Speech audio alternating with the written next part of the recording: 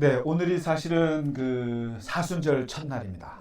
이제 오늘이 제의 수요일이죠. 그래서 이제 40일 동안 주님의 그 고난을 기억하면서 이제 하루하루 지내게 되는데 오늘이 이제 그 회개하는 날 첫 그 수요일로 이제 시작을 해서 이제 4월 아마 둘째 주인가요? 그때 이제 부활절에 이르기까지 40일 동안 가는데요. 그렇습니다. 우리가 이제 이 기독교 신앙에서 사실은 예수님의 십자가가 제일 중요하죠. 그래서 그냥 단순히 하루 예수님 부활절 또 종료주일로 끝나지는 못합니다. 그래서 이 무려 40일이라는 시간 동안 주님의 고난을 생각하는, 그렇기 때문에 사실 기독교는 고난의 종교예요. 고난의 종교라고 해도 틀린 말이 아니고 고난에서 그 다음에 부활, 고난과 부활, 이 양면의 종교인데 오늘부터 이제 그렇게 되고요. 오늘 우리가 좀 살펴볼 시편에 있단 말씀은 전능이라고 말할까요? 전능 시편. 하나님의 전능 시편이라고 말할 수 있습니다. 그러니까 제가 예고해 드린 그 시편하고 조금 이제 몇 개 좀 바뀌는데 오늘은 세 편만 좀 하겠습니다. 먼저 33편을 먼저 좀 보게 될 텐데요. 이 시편을 쭉 공부하시면서 느끼는 게 뭐냐면은, 야, 이게 어떻게 분류가 되나. 이것도 여기 들어와 있고 저것도 저기 들어와 있고, 이게 제가 봐도 그래서 지금 계속 저도 보면서 어떻게 이게 카테고라이즈를 할까. 이게 이제 그냥 수도원에서 또 교회에서 읽는 거에 상관없어요. 기도문으로 쓰는 거 상관없는데 이걸로 이제 강의를 하자고 하니까 이게 그렇습니다. 이게 카테고리라는 게 되게 재밌어요. 카테고리, 이게 영어 그러나? 이 카테고리만 나오면 제가 저희 딸이 생각나서 미국에서 뭐지 저 알파벳 무슨 B인데 그 알파벳 대회 나와가지고 떨어진 단어가 이 카테고리인데 아이고 갑자기 기가 안 나네. 그 대회 이름, 미국에서 유명한 대회 이름인데 그 카테고리 하면 CATE 뭐 GORY 이렇게 해서 스펠링 B, B가 저 벌이잖아요. 단어에 미친 꿀벌이라는 뜻인데 그게 이제 미국에서 유명한 대회거든요, 아이들. 그래서 얘가 이제 시티 대회에서도 올라가고 이제 카운티 대회에서 나와서 여기서 하면 이제 캘리포니아 주로 나가는 그 길목에서 떨어졌는데 예, 근데 이제 그때 이 쉬운 단어를 왜 떨어졌는가, 그때 이제 저거 이게 뭐 딴 적인데 아빠가 아무도 안 갔거든요. 그때 안 가고 그냥 막 그런 아픈 추억이 있는 건데, 하여튼 카테고리, 이게 뭐냐면 카테고라이즈를 잘해야 되거든요. 예, 그 어떤 학문을 하든지 공부를 할 때 이게 우리가 아이들이 공부를 하는 이유가, 우리가 공부를 하는 이유는 공부는 항상 이 카테고리 능력을 키우는 거예요. 그래서 이제 저도 이제 굉장히 대학을 공부하면서 느꼈던 게, 제가 확 늘었던 게 그거 같아요. 어떤 이게 사태나 현상을 보고 이것을 몇 가지로 이렇게 분류하는 거 있잖아요. 유형화하고 카테고리를 나누는 게 되게 중요한 거거든요, 이게. 그래서 이제 이게 그런 건데, 이 시편을 카테고리를 나누려고 하니까 너무 어려운 거예요. 왜냐면 하나님의 전능이 이 세 편에만 들어있는 게 아니라 곳곳에 숨어 있고, 또 뭐 비탄하면은 비탄도 또 곳곳에 다 숨어 있어요. 이것을 비탄의 시편이라고 하기도 어려워요. 그 안에는 비탄도 있고 찬송도 있고 기쁨도 다 있기 때문에. 그래서 이게 특정하기가 어려운데, 아무튼 그래도 이제 몇 가지 특징적인 걸 세 편만 잡아서 하는데요. 그 하나님이 얼마나 전능하신가, 하나님의 권능이 얼마나 위대하신가를 보여주는 하나님 편에서의 하나님의 능력을 묘사한 시편이 이제 전능 시편이라고 말할 수 있어요. 이건 제가 만들어낸 말이에요. 전능 시편인데, 그래서 이 33편을 한번 볼까요? 먼저 보면은 이것은 너희 의인들아 여호와를 즐거워하라, 찬송은 정직한 자들이 마땅히 할 바로다. 그러면서 이제 수금으로 여호와께 감사하고 비파로 찬송할지어다, 새 노래로 노래하고 즐거운 소리로 아름답게 연주할지어다. 그러면서 왜 하나님을 찬양하는가? 그 다음부터 이 찬양하는 이유가 나오는데 4절부터예요. 여호와의 말씀은 정직하며 그가 행하시는 일은 다 진실하시도다. 그는 공의와 정의를 사랑하시며 세상에는 여호와의 인자하심이 충만하도다. 그러면서 이제 본격적으로 하나님의 권능을 얘기하기 시작하는데, 여호와께서는 말씀으로 하늘을 지으셨으며 그 만상을 그의 입 기운으로 이루셨도다. 그러니까 후 불어서 입 기운으로. 그러니까 지금 이게 말씀으로 하늘을 지으셨고 입의 기운으로 만물을 이루어내셨다. 이것도 창조죠. 이루어내셨도다. 그가 바닷물을 모아서 무더기같이 쌓으셨고, 바닷물을 모았다는 거죠. 그다음에 깊은 물을 곳간에 두시도다. 이게 지금 창세기 1장에 있는 내용이겠죠. 그 내용을 지금 얘기하는 거겠죠. 그 다음에 온 땅은 여호와를 두려워하며 세상의 모든 거민들을 그를 경외할지어다. 왜 경외해야 되느냐면은 그가 말씀하심에 이루어졌으며 명령하심에 견고히 섰도다. 그러니까 말씀하셨고 명령하셨고 이렇게 해서 이루어졌고, 또 여호와께서 나라들의 계획을 폐하시며 민족들의 사상을 무효하게 하시도다. 그러니까 나라들이 세운 비전 2030 이런 게 있지 않겠습니까? 나라들마다. 근데 그것들을 없애버리셨고, 그다음에 민족들의 사상들이 있을 거 아니에요? 공산주의니 사회주의니 자본주의니 온갖 이데올로기가 있는데 그거 다 의미 없게 만드셨다. 이런 거죠. 되게 그다음에 그러나 여호와의 계획은 영원히 서고 그의 생각은 대대로 미치다. 하나님의 그 계획은 일관성 있게 영원히 지속될 것이다. 이런 얘기죠. 그렇기 때문에 여호와를 자기 하나님으로 삼은 나라, 곧 하나님의 기업으로 선택된 백성은 복이 있는 거다. 이런 전능의 하나님을 모시는 나라는 복이 있다. 그리고 이제 조금 더 들어가요. 여호와께서 하늘에서 굽어보사 모든 인생을 살피시며, 또 15절에 그는 그들 모두의 마음을 지으시며 그들이 하는 일을 굽어 살피시는 이시다. 인생을 굽어 살피신다. 이러는 거예요. 그러면서 많은 군대로 구원 얻은 왕이 없고, 용사가 힘이 세어도 구원하지 못하고, 군마도 헛되고 군대가 많다고 해도 되는 게 아니다. 이걸 얘기합니다. 하면서 여호와는 그를 경외하는 자, 그 인자하심을 바라는 자를 살피사 그의 영혼을 사망에서 건지고 그들이 굶주릴 때 그들을 살리는도다. 이러면서 여호와여 주의 인자를 우리에게 베푸소서. 이렇게 끝나요. 이렇게 시편이 끝나거든요. 그러면 여기서 이 33편에서 말하는 하나님의 권능이 무엇인가 정리를 해보자는 거죠. 첫째가, 하나님은 지금 이제 33편에 하나님은 말씀으로 만물을 창조하시는 권능을 얘기하는 거죠. 하나님은 모든 것을 다 입으로 하신다는 거예요. 입으로 하나님의 만물을 창조하신다 이거죠. 그래서 입으로 명령하시고 입으로 말씀하시고 입 기운으로 만물을 이렇게 세우셨다. 그래서 이게 창세기 1장에 나오는 그 하나님이 말씀하시되 가라사대 이거. 그래서 이것을 요한복음 1장에서 태초에 말씀이 계셨다 이렇게 말씀. 그래서 이게 특히 유대교, 특히 기독교는 하나님의 말씀에 대해서 아주 집착적으로 강조를 합니다. 우리는요. 모든 계시는 하나님의 말씀에서 온다. 그래서 이게 다른 종교는 모르겠어요.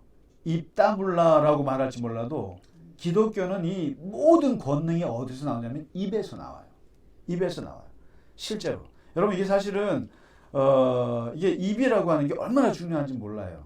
그래서 야고보에서는 입 조심하라고, 여기서 어떻게 저주와 찬송이 같이 나오냐 그러게 하는데, 그만큼 입에서 나오는 게 어마어마한 권능이기 때문에 그렇거든요. 말씀을 하셔서 이게 말씀을 해야 이루어지는 거죠. 그래서 하이데거 같은 독일의 그 철학자는 언어는 존재의 집이다. 실제로 그래요. 그래서 우리가 어떤 사람들은 우리는 이제 이렇게 하나님 아버지 저는 우리 교회가 어떤 게 됐으면 좋겠습니다. 입으로 자꾸 얘기하는 거죠. 입으로 얘기하면 이게 현실이 되는 거거든요. 이게 기도의 원리고, 그리고 실제로 어떤 그 이제 부자 이 사장님은 강의할 때 나는 할 수 있다, 나는 잘 될 수 있다, 이것을 100번씩 얘기한다는 거예요. 이건 뭐 또 뭐 긍정의 마인드니 해서 또 마인드 컨트롤 하는데도 이게 다 뭐냐면 언어거든요. 언어를 어떻게 얘기해? 이게 현실이 되기 때문에 그런 거거든요. 근데 이것을 가장 잘 보여준 게 뭐냐면은 바로 창세기 1장 하나님의 만물 창조. 땅이 있으라 말을 했기 때문에 있는 거지. 말씀이 먼저 있는 거죠. 그러니까 지금 하나님께서 말씀으로 만물을 창조하셨다. 입으로 하나님의 입이 얼마나 전능한가 이걸 지금 말해주고 있고요. 두 번째 뭐냐면은 하나님께서는 나라들의 인간 나라의 계획들을 폐하시고 그다음에 민족들의 사상을 무효화시키신다 이게죠. 그러니까 하나님께서는 인간의 계획들에 대해서는 얼마든지 폐기할 수 있다. 그래서 지금 그 밑에서 뭐라고 예를 들면은 우리가 10만 군대를 그다음에 10만 군대에다가 엄청난 군마와 1000만 군마를 데리고 나가서 싸우면은 100전 100승일 거야. 확신하고 가지만 사실상 인생은 그렇게 되지 않죠. 생각지 않은 300명의 용사들한테 당해버릴 수 있는 거예요. 기드온 같은 300명의 용사로 얼마든지 미디안을 몇십만 명을 몰아낼 수 있는 거거든요. 그러니까 인간들은 나라들마다 자기들이 계획을 짜고 될 거라고 생각하지만 하나님은 웃기지 마라 이렇게 말씀하신다는 거죠. 얼마든지. 그리고 마치 민족의 사상들 얼마나 인간들이 사상을 잘 만들어내요. 아까 그 공산주의나 자본주의나 사회주의나 수많은 이데올로기들을 만들어내고 이것이 우리의 살 길이라고 얘기하고 이것이 이상적인 거라고 생각하지만은 얼마든지 하나님께서는 웃기지 마 이렇게 말할 수 있다. 인간의 것들을 폐하신다. 인간의 세상에 대해서 하나님께서 폐하시는 권능.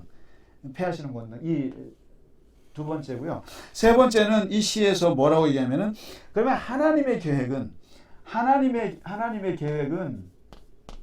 그러냐? 하나님의 계획은 영원하다 이렇게 나왔어요. 하나님의 계획이라는 게 무엇이겠는가? 우리가 알 수 있는 성경에서 알 수 있는 것은 저거죠. 하나님의 구원의 계획. 인간에 대한 하나님의 구원의 그 구속. 인간이 어떻게 인간을 하나님께서 구원하시는가에 대한 그 계획. 내가 창세 때부터 인간은 타락하고 그다음에 인간은 죄를 짓고 그러나 끊임없이 하나님께서 구원하시고 예수 그리스도를 보내주시고 그분을 통해서 우리를 구원하실 거라고 하는 그 계획은 결코 포기되지 않는다. 하나님의 계획. 그래서 이것을 아주 잘 하나님의 그 한번 뜻하신 바가 한 번이라도 꺾인 적이 있느냐 했을 때 그 대표적으로 보여준 게 광야 40년이에요. 그 오합지졸이 200만 명을 남자들만 60만 명을 끌고 그 노예 같은 애들을 데리고 나와서 가나안 땅으로 갈 때까지는 이것은 모세나 여호수아의 위대함이 아니라 하나님의 고집이에요, 사실은. 그래서 그러시잖아요. 아마 지금 민수기 읽으실 텐데, 그 40년 동안 광야 생활에서 이스라엘 백성이 보여줬던 대표적인 단어가 있어요. 단어가 있는데 뭐냐면은 이게 영어로 머머링이라는 머머링. 뭐냐면은 불평불만. 입으로 그냥 머머링 하는 뭐라 그러죠? 불평불만을 다른 말로도 하잖아요. 하여튼 예. 우리나라 말도 못하고. 근데 이게 영어에서는 머머링이라는데 이게 끊임없이 그냥 궁시렁. 궁시렁. 아유, 궁시렁이 생각이 안 나. 궁시렁 끊임없이 궁시렁하고 못 가겠다고 하거든요. 그게 아주 그 광야 40년의 이스라엘 백성이 보여준 가장 많은 말이에요. 언어가. 근데 그 궁시렁대면서 안 가겠다고 하는 것을 내가 차라리 너네들을 광야에서 죽일지언정 애굽으로는 못 돌아가. 이게 하나님의 계획이거든요, 사실. 얼마나 하나님의 고집이 센지 몰라요. 그 하나님의 계획은 일관성 있고 영원하다. 이 권능. 그리고 네 번째 이 시에서 뭘 얘기하냐면은 하나님께서는 모든 인간의 삶을 항상 살피신다는 거죠. 살피신다. 살피신다. 끊임없이 살피신다 이거죠.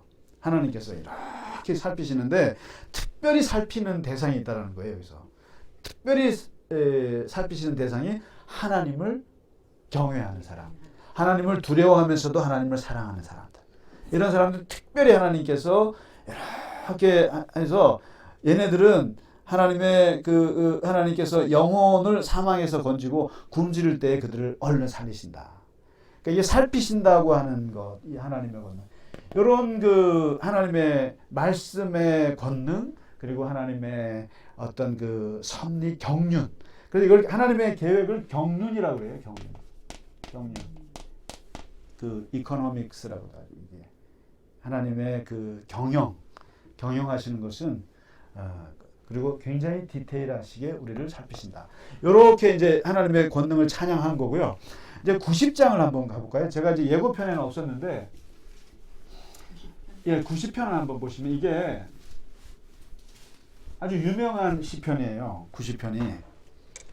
이게 모세의 기도라고 쓰여 있는 시편이에요. 그렇죠? 하나님의 사람 모세의 기도. 이걸 읽으면 인생이 이거 참 이거는 뭐냐, 이 시편에서는 하나님의 무슨 권능을 보여주냐면은 하나님의 시간 권능이라고 제가 말을 하고 싶은데, 그러니까 시간을 지배하시는 하나님이죠. 시간을 지배하는 그걸 보여주는데 이렇게 나와요. 시가. 들어보셨을 거예요. 주여 주는 대대에 우리의 거처가 되셨나이다. 산이 생기기 전, 땅과 세계도 주께서 조성하시기 전 영원부터 영원까지 주는 하나님이십니다. 이렇게 합니다. 주께서 사람을 티끌로 돌아가게 하시고 말씀하시기를 너희 인생들은 돌아가라 하셨사오니 주의 목전에는 천년이 지나간 어제 같고 밤의 한순간 같습니다. 이거 많이 들어보셨죠? 이거를 베드로가 하나님께는 천년이 하루 같고 하루가 천년 같다 이런 말씀하시잖아요. 주께서 그들을 홍수처럼 쓸어 가시나이다. 그들은 잠깐 자는 것 같으며 아침에 돋는 풀 같습니다. 풀은 아침에 꽃이 피어 자라다가 저녁에는 시들어 마르나이다. 우리는 주의 노에 소멸되며 주의 분내심에 놀라나이다. 주께서 우리의 죄악을 주의 앞에 놓으시며 우리의 은밀한 죄를 주의 얼굴빛 가운데 두셨사오니. 그 다음에 이 10절이 유명한 거죠. 많이 들어보셨을 거예요. 우리의 연수가 70이요 강건하면 80이라도 그 연수의 자랑은 수고와 슬픔뿐이요 신속히 가니 우리가 날아가나이다. 그러니까 우리의 인생은 70인데 잘 살아야 80인데 그거 갖고 자랑할 것도 아니다. 수고와 슬픔뿐이다. 우리 날아간다. 이게 다 시간 얘기예요. 그 다음에 누가 주의 노여움의 능력을 알며 누가 주의 진노의 두려움을 알리까. 그러면서 12절에 우리에게 우리날 계수함을 가르치사 지혜로 마음을 얻게 하소서. 그러면서 쭉 가다가 15절에 보면은 우리를 괴롭게 하신 날수대로와 우리가 화를 당한 연수대로 우리를 기쁘게 하소서. 그러면서 마지막 절에 주 우리 하나님의 은총을 우리에게 내리게 하사 우리의 손이 행한 일을 우리에게 견고하게 하소서. 우리의 손이 행한 일을 견고하게 하소서. 이렇게 끝나는 거거든요. 여기서 지금 쭉 얘기하는 게 뭐냐면 시간 얘기예요. 인생이 산다고 하는 것이 하나님 앞에서 얼마나 짧은가. 그러면서 이 시에서 인간은 어떤 존재인가 이 얘기를 하는데 첫 번째 이 모세가 하는 말이죠. 뭐냐면 티끌적인 존재다. 그죠? 티끌적 존재라고. 하나님 앞에서 하나님이 훅 불면 날아갈 티끌이다. 여기 나오잖아요. 주께서 사람을 티끌로 돌아가게 하시고. 이게 티끌에서 나온 게 뭐겠습니까? 흙이에요. 흙으로 지은 게 인간이고. 그러니까 이게 인간은 결국 티끌로 돌아갈 존재가 아니더냐 이거거든요. 그 다음에 두 번째, 이 엄청난 그 시간 앞에서 인간은 순간적 존재가 아니냐. 순간적 존재다. 그러니까 종말적 존재라는 거예요. 인간이 끝이 있구나. 끝이 있구나라고 하는 것을 이 시가 말해주고 있고요. 그리고 세 번째, 인간은 여기 8절에 보시면 노출적 존재다 이거죠. 아무리 가리려고 해도 인간의 죄는 하나님 앞에 주의 얼굴빛 가운데 딱 있다라는 거예요. 아무리 은밀한 죄도 하나님의 얼굴 앞에 딱 있다라는 거예요. 너무 창피하잖아요. 예. 그러니까 노출적 존재다 인간이. 인간은 노출적 존재, 하나님 앞에 다 드러난다. 그렇기 때문에 보세요. 이제 이게 지금 주의 목전에는 천년이 순간 같다. 이거 가지고 이제 사람들이 말장난을 좀 많이 하죠. 그래서 이런 유머가 있잖아요. 미국에 이런 유머가 있어요. 이게 아내가 말하기를 여보 나와 함께 지내는 10년은 무엇인가요? 그랬더니 남편 말하기를 1초 같아. 10년을 지냈는데 1초 같아. 아내가 그래요. 그러면 나에게 쓰는 그 1,000만 원은 무엇인가요? 그럼 푼돈이지. 푼돈이지. 그러니까 아내가 그래요. 그럼 나에게 푼돈 좀 줘. 그러니까 남편이 뭐라고 그래요? 그래. 1초만 기다려. 1초만 기다려. 이게 뭐예요? 1000년이 하루 같고 하루가 1000년 같고. 그래가지고 이거 갖고 어떤 사람이 또 기도했다 그러잖아요. 하나님은 1000년이 하루 같고 하루가 1000년 같다고 하니까 하나님은 1억이 1원 같고 1원이 1억이 그러시겠어요? 그러니까 그렇지. 나한텐 그렇지. 하나님 1원만 주세요. 하나님께서 그래. 1년만 기다려. 1년만 기다려. 그러니까 이게 시간 가지고 시간을 하나님과 우리가 그 시간 개념이 어떻게 다른가를 보여주는 건데 결국에 이 시편에서는 인간이 70년을 산들 또 80년을 산들 100년을 산들 하나님 앞에서 그럼 뭐 1초도 안 되는 거 아니냐 이런 의미거든요. 그러니까 많이 산다고 해서 자랑할 게 있느냐. 이 모세의 요거요 10절요. 이거는 정말 와닿는 말이에요. 우리 연수가 이걸 이제 지금으로 말할 것 같으면 우리의 연수가 이제 우리는 80이죠. 강건하면 100세라도 이렇게 해야죠. 바꿔야죠. 100세라도 그럼 100살 살았다고 해서 그 자랑은 얘기하잖아요. 수고와 슬픔이다. 되게 어떤 면에서 이제 허무적인 얘기인 거예요. 그러니까 하나님의 그 크로노스 앞에서 이게 성경에는 두 개의 시간 관점이 있는데요. 그러니까 이 크로노스가 이게 그리스 신화에 나오는 말이에요. 크로노스가 이게 그 그리스 신화에서는 첫 번째 신이 저거죠. 우라노스의 아들이 크로노스의 아들이 제우스 아니겠어요? 근데 이 크로노스는 이게 시간의 신이에요. 시간의 신인데 이게 이제 성경에서도 헬라어로 이제 들어와서 이제 쓰는데 이게 시간인 거죠. 그냥 크로노스. 그냥 이렇게 10년, 100년, 1000년 이거죠. 해가 돌아가면서 생기는 그냥 일반적인 시간인데 이거를 뒤집는 시간이 카이로스잖아요. 카이로스. 이것은 하나님의 한 순간의 때, 하나님이 예수님이 오시는 그때, 결정적인 때, 그런 이건 하나님의 때를 말하는 거거든요. 근데 어쨌든 이 크로노스 갖고 자랑할 수 있겠느냐. 뭐 몇십 년을 산들 그게 무슨 자랑이냐라고 하면서 의미 없다라는 거예요. 이런 게. 인간의 연수라고 하는 게 하나님의 그 거대한 시간의 권능 앞에서는 아무것도 아닌 순간적 존재고 그리고 모든 것이 다 노출적인 존재이기 때문에 그래서 이 1, 2, 3이 다 허무한 거 아니에요. 허무한 거이기 때문에 여기서 아주 유의미한 의미가 하나 나와요. 유의미한 그 내용이 나오는데 네 번째예요. 그러므로 여기 보시면은 바로 15절 같은 거예요. 14절, 15절이에요. 아침에 주의 인자하심이 우리를 만족하게 하사 우리를 일생 동안 즐겁고 1초라 하더라도 1초를 살더라도 하나님 우리를 만족하게 해서 우리를 즐겁고 기쁘게 하소서. 뭡니까 이게 행복 추구적 존재가 된다는 거예요. 이러기 때문에 이게 이 티끌적인 존재고 순간적인 존재고 노출적인 존재이기 때문에 인간은 이 행복 추구적 존재가 된다는 거예요. 그럼 어디서 행복을 찾느냐라는 거예요.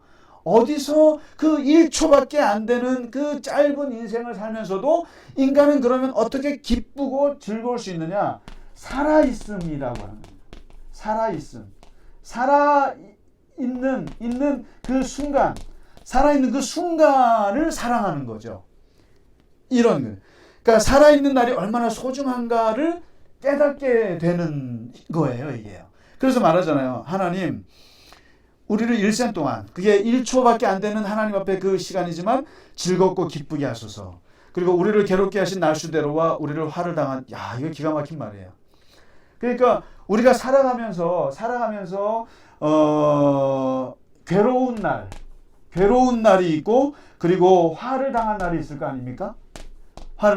예를 들면 70년을 살았으면 내가 30년을 괴롭고 화를 당했으면 하나님 30년은 좋은 날 주세요 이거예요. 30년은 좋은 날 주세요. 비례해서 주세요. 그래서 이게 우리가 고난 총량의 법칙이라는 게 있어요. 아무리 사람이 고난을 당해도 전체 인생에서 다른 사람이랑 똑같이 나머지 그 넘지 않는다라는 거거든요. 근데 그 말을 지금 여기서 보여주는 거예요. 그러니까 괴로운 날이 몇십 년 있으면 거기 한 만큼 나에게 좋은 날도 주세요. 기쁜 날도 주시고 그것을 그 연수대로 기쁘게 하소서. 더 바라는 거 더 바라지 않습니다. 뭐 일평생 행복하기를 바라진 않아요. 그러나 괴로운 날만큼 행복한 날도 주세요. 불행한 날만큼 기쁜 날도 주세요. 이게 되게 겸손한 기도 아닌가요? 어떻게 보면 이렇게 말하면. 근데 이거를 우리는 이제 어떻게 보면 행복을 추구하는데요. 행복을 추구하는데 그러니까 저는 참 이게 이제 되게 너무 욕심하는데 평생 평안하게 살기를 바란다. 이거는 말도 안 되는 얘기예요. 그걸 추구할 가치도 없는 거예요. 없는 건데 그나마 이렇게 괴로운 날만큼 좋은 날을 달라고 하는 것은 그나마 겸손한 거죠. 그러니까 지금 이 시편에서는 하나님이 시간을 다스리시는데 그 하나님의 시간 다스리는 거 안에서 인간은 아무것도 아닌데 그러기 때문에 우리가 그나마 찾을 수 있는 것은 나에게 주어진 그 시간, 그 시간만큼은 재밌게 살다 죽겠다 이거죠. 재밌게 의미 있게 살겠다. 그래서 이것을 가장 잘 보여준 게 전도서예요. 전도서에서 보면은 가장 행복한 게 뭔지 아세요? 밥 먹는 거예요. 밥 먹는 거예요. 내가 살아보니까 다 허무하다라는 거예요. 내가 솔직히 말해서 선하게 살아서 내가 역사에 길이 남겨야지, 내가 내 이름을 남겨야지, 그리고 내가 세계 평화를 위해서 해야지, 내가 뭔가를 위해서 해봐야 다 살아보니까 인생 지나보니까 별거 아니더라는 거예요. 그러니까 결국은 뭐냐? 현재의 시간에 내가 사랑하는 사람들과 같이 밥 먹고 즐겁고 그냥 웃는 거, 그거들 지나가 버리니까. 우리 조금 있다가 이제 엄청 행복한 거예요. 이제 조금 이따 점심 먹을 때 너무너무 행복한 그거가. 근데 저는 그게 너무 와닿는 거예요. 그러면서 전도서가 기억하는 게 두 번째가 그거잖아요. 창조주를 기억하라. 창조주는 허무하지 않다. 그 젊은 청년들이요, 청년의 때에 하나님의 창조주를 기억하라. 그러니까 결국에 모든 게 다 상대적이고 허무하기 때문에 영원한 것이 뭐냐? 그럼 상대적인 시간 속에서는 그냥 살아있을 때 살아있는 날의 그 기쁨, 소소한 기쁨에 만족하는 거. 그래서 이것을 뭐라고 하냐면 프레젠트라고 그래요. 영어로. Present인가? 프레젠트가 뭡니까? 이게 오늘이라는 뜻이잖아요. 오늘. past, present, future 이러잖아요. 과거, 현재, 미래 할 때 현재잖아요. 오늘이라는 뜻도 있지만 프레젠트가 뭐예요? 선물이라는 뜻이잖아요. 선물. 현재밖에는 선물이 없어요. 과거는 지나갔고 미래는 오지도 않은 건데 그거를 가지고 들들 거 없고 과거 붙잡고 그럴 것도 없고 미래 붙잡고 흥분할 것도 없고 현재 있는 건 뭐예요? 김치찌개예요. 딱 내 앞에 있는 김치. 이걸 기뻐하라는 거거든요. 그렇지. 이걸 기뻐하는 거고 그 다음에 영원한 하나님을 기억하는 거. 이거밖에 허무하지 않은 게 없지 않느냐. 다른 거 다 허무하다. 시간이라고. 그래서 이 시간을 얘기하면 인생은 그러니까 이제 이 90편의 모세의 기도는 이 하나님 앞에서 그 시간을 다스리는 하나님 앞에서 인간을 한번 성찰해 보는 거예요. 그래서 얼마나 허무한가. 그러나 정말 소중한 것이 무엇인지를 보여주는 거고요. 그 다음에 이제 139편 한번 마지막으로 볼까요? 139편은 이건 참 제가 개인적으로 매우 이 구절 중에 아주 좋아하는 구절이 있어서 이것은 하나님이 하나님의 뭐라 그럴까요? 그 동행 권능이라고 그랬다는 하나님의 임재, 현존이라고 하죠. 현존. 하나님이 항상 내 옆에 계신다. 나를 그건데요. 그런 권능인데 이것을 이제 표현한 거예요. 그러니까 하나님이 나와 함께 계시나? 이렇게 의심하는 사람들에게 이 시만큼 좋은 게 없을 거예요, 아마. 여호와여 주께서 나를 살펴보셨으므로 나를 아시나이다. 주께서 내가 앉고 일어섬을 아시고 멀리서도 나의 생각을 밝히 아시오며 나의 모든 길과 내가 눕는 것을 살펴보셨으므로 나의 모든 행위를 익히 아시오니 내 혀의 말을 알지 못하시는 것이 하나도 없으시나이다. 그리고 주께서 내게 안수하셨고 이 지식이 내게 너무 기이해서 내가 능히 미치지 못하나이다. 그래서 7절, 8절, 9절이 너무 은혜로운 저는 좋아하는데 내가 주의 영을 떠나서 어디로 가며 주의 앞에서 어디로 피하리까? 내가 주님으로부터 한번 도망쳐 보겠다는 거예요.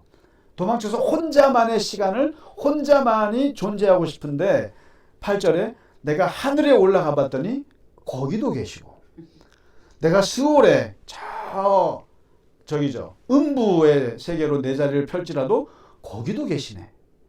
음부에는 원래 하나님 안 계시는 곳이라고 알려져 있거든요. 근데 거기도 계시네. 왜냐면 내가 새벽 날개를 치면서 새벽부터 바다 끝으로 막 날아가서 저 끝에 가서 거주했더니 거기도 있네. 계시네. 이거죠. 그러면서 거기서도 주의 손이 나를 인도하시며 주의 오른손이 나를 붙드시리이다. 이런 얘기를 합니다. 그러면서 이제 13절에 보시면은 주께서 내 내장을 지으시고 나의 모태에서 나를 만드셨나이다. 쭉 나오다가 그리고 16절에 내 형질이 내 몸의 형질이 있잖아요. 형질이 이루어지기 전에 주의 눈이 보셨으며 나를 위하여 정한 날이 하루도 되기 전에 주의 책에 다 기록이 되었나이다. 이러면서 이제 쭉 나오거든요. 내용이 이게 뭘 말하느냐 이게 그러니까 하나님이 나를 아셔도 보통 아시는 게 아니라는 거거든요. 하나님이 이거는 어떤 면에서 하나님이 나를 보호하신다고 하는 것을 이렇게 표현하는 건데 이제 하나님 첫 번째는 그거죠. 하나님이 나에게 현존하는 것이 나를 아신다. 하나님은 나를 아신다. 나의 행위를 아시고 생각을 아시고 말을 아시고 내 입에서 무슨 말이 나올지 아시고 모든 것을 아신다. 다 아신다. 하나님 아시는 그 지식의 권능이죠. 하나님께서 나에 대해서 아신다. 그 다음에 두 번째 하나님께서 나와 함께 하신다.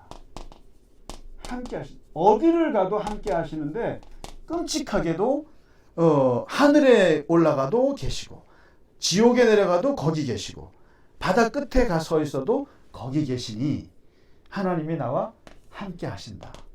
이거는 어디를 가도 하나님 함께 하신다. 그리고 하나님께서 나를 그 모태로 태어나기 전부터 나의 모든 오장육부를 만드셨다. 만드신다. 그러니까 이게 만물을 창조하셨어요. 또 하늘을 창조하셨어요. 이것은 와닿지 않아요.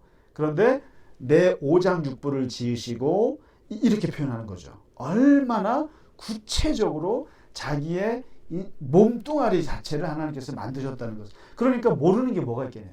나의 오장육부 팔다리를 다 만드신 분이 나를 만드셨고 그리고 계속 나를 살펴보시고 계속 그리고 주의 책에 나를 기록해 놓으셨고 그러니까 얘는 몇 월 며칠 몇 일생 이름 누구 내 자녀 김상기 그래서 주의 책에다가 기록해 놓다. 이렇게 되면 이 나라고 하는 이 존재가 하나님의 모든 그 레이더 안에 다 들어가 있다는 거죠. 하나님이 아시고 나를 만드셨고 그리고 하나님이 나를 함께 하시고 어디를 가든지 그리고 나를 계속 보시고 이렇게 함으로써 하나님 이러한 분이시니 하나님 나를 인도하소서라고 하는 게 기도예요. 나를 인도하소서. 나를 아시고 나를 만드시고 나와 함께 하시고 나를 늘 보시는 하나님이시여 나를 인도하소서. 그러면서 여기서 이 함께 하시는 부분을 한번 보시면은 여기서 이제 기독교의 그 저게 나와요. 신론이 나오는데 그 우리가 하나님이 어디 계시냐 하나님이 어디에 임재해 계시냐라고 하는 것 때문에 신학적으로 굉장히 논쟁이 많았어요. 그래서 그 대표적인 이론이 이제 두 가지 이론이 있는데 하나가 범신론이라는 것이 있어요. 범신론. 이걸 이제 뭐 영어로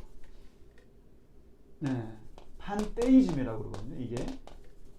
이게 신이라는 뜻이고 어디에나 계신다 이거죠. 범신론이라는 게 있는데 이게 하나님이 범신론이다. 그러니까 하나님 여기 보면 하늘에도 계시고 지옥에도 계시고 땅 끝에도 계시니까 어디에나 계시잖아요. 어디에나 계시니까 사람들이 어디에나 계신다 했는데 이것은 어떤 의미냐면은 만물이 곧 하나님이란 뜻이에요. 만물이 하나님이다. 맞아요, 틀려요? 그러니까 이 범신론에서 뭐가 나오냐면은 이제 사실은 우상 숭배가 나오죠. 그러니까 나무도 하나님이고 바위도 하나님이고 바다도 하나님이고 범신론이라는 게 그런 거예요. 그러니까 만물이 곧 여기서 뭐가 나옵니까? 그러니까 다신교가 나오죠. 그러니까 바다도 그리스 신화처럼 바다는 포세이돈이 다스리고 뭐 이거는 산은 뭐 누가 다스리고 이렇게 해서 그냥 이게 이제 그렇게 되는 거죠. 다신론. 그래서 하나님이 그럼 범신론이 아니다. 여기서 나온 게 두 번째 나온 게 그게 아니라 만유재신론이라고. 이건 뭐냐면은 비슷해요, 단어가요. 여기 들어요. 판엔테이즘이라고. 이게 n이 더 들어가요. n이 뭐냐면 영어로 in이에요. 이거는 만물이 곧 하나님이다 이런 뜻이거든요. 범신론은. 근데 이거는 만물 속에 하나님이 계신다는 뜻이에요. 어느 게 기독교 하나님이겠어요? 밑에죠. 만물 속에, 꽃 속에, 꽃을 보면 그 속에서 하나님을 볼 수 있다. 나무를 보면서 그 속에서 하나님을 느낄 수 있다. 이게 만유재신론인데 바로 이거예요. 내가 주의 영을 떠나 어디로 도망갑니까? 도망갈 데가 없다. 그러나 하늘에 계신데 하늘이 하나님이라는 뜻이 아니라 하늘에 하나님이 계신다 이런 거죠. 하나님. 지옥이 하나님이 아니라 지옥 속에 가셔도 거기서 인격적인 하나님이 계신다. 이런 거. 만유재신론. 그래서 이제 우리가 그 야외에 가서 이렇게 막 아름다운 공기를 찬양하고 이런 것은 바로 이러한 자연 속에 하나님이 계신다라고 하는 믿음 때문에 그런 거거든요. 이게 만유재신론이다.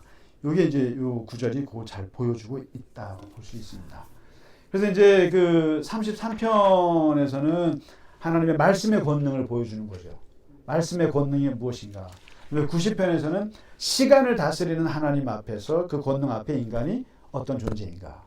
그리고 139편은 하나님이 우리에게 거의 아주 가까이 계시고 현존해 계신다고 하는 그 늘 함께 하신다고 하는 그 임재의 권능이죠. 현존의 권능을 보여주는 시라고 할 수 있겠습니다. 자, 그러니까 이 시편 중에서는 이게 하나님의 이렇게 속성을 이렇게 아주 시로 이렇게 표현한 거죠. 그래서 나는 이런 하나님을 경외하고 사랑하고 찬양하노라 이런 거거든요. 그래서 하나님의 그 이제 본질이라고 그래야 되나요? 하나님의 그런 모습을 이렇게 시로 표현한 시들이 되겠습니다. 자, 오늘 여기까지만 하겠습니다.